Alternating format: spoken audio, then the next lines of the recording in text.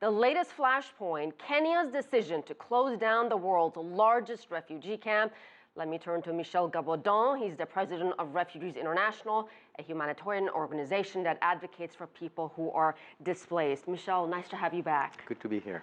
Let's talk about Kenya's decision to close Dadaab refugee camp, world's largest. This has been going on for a number of years. Why now? Why make the decision now to close it down? Well, I think there are different factors. As you say, Kenya has made some threats in the past years. I think there are two factors now that have been playing. One, there have been security incidents in Kenya that have grown up over the years, and Kenya has sort of managed a narrative that the refugees are host to some of these terrorists. And second, there's been the EU-Turkey deal, which has been clearly showing that if governments get into negotiation with some of the wealthy countries of this world, maybe there is a better deal for them in terms of funding support. So that may have played a role indeed. What about politics? Kenya has elections next year, and some are saying, well, Kenya is actually doing this to win support for next year's election. Do you think politics plays a role here? Look, we've seen refugees being used in the discourse here in the US. We've seen that used in Europe. We see that most likely happening in Kenya right now. Unfortunately, it's an easy way to grab populist attention, to find a group we can easily target and who don't have much of a voice, except very few people. There are a few people on the Hill, there are a few people in the administration, but globally there are very few people who defend them.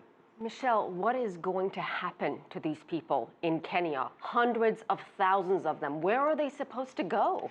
Well, you know, this is making conjectures, but one, I'm not sure Kenya can easily remove 300,000 people across their border. You know, this is a massive operation that would require huge security forces and end up in such misery that Kenya would suffer internationally very much if they were going to do that. So that may not happen.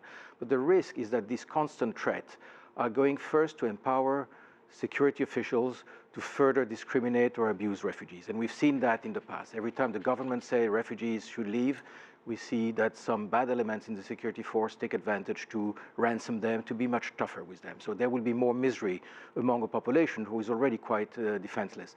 And then those who can, those who have relatives abroad who can send some money, etc., these people will probably try to move and further increase the flux of people who are trying to move towards Europe through these irregular means that are terrible. Kenya also says, hey, the international community has a role here. Why should we carry all the burden? But as we just talked about, the Europeans are dealing with their own refugee crisis. But does Europe have a responsibility here to help these refugees in Kenya? I think it has, and it has for many years helped Kenya with humanitarian aid. The problem is that the size of that aid has dwindled over the years. I think right now there's the equivalent of 30 cents a day per refugee that is coming there. So it's very little. So donors have sort of dropped the ball a little bit.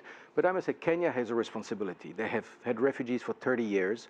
They have kept them dependent on international aid. If they had made offers to try to integrate these refugees, they might have mobilized development aid and made these refugees a source of productivity in the country rather than dependence. So which is something Uganda has actually done very well. Absolutely, absolutely. And we see there are no tensions in Uganda.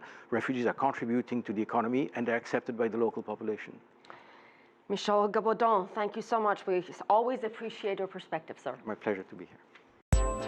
If you like what you just saw, follow us on social media and visit our website, CCTV-America.com.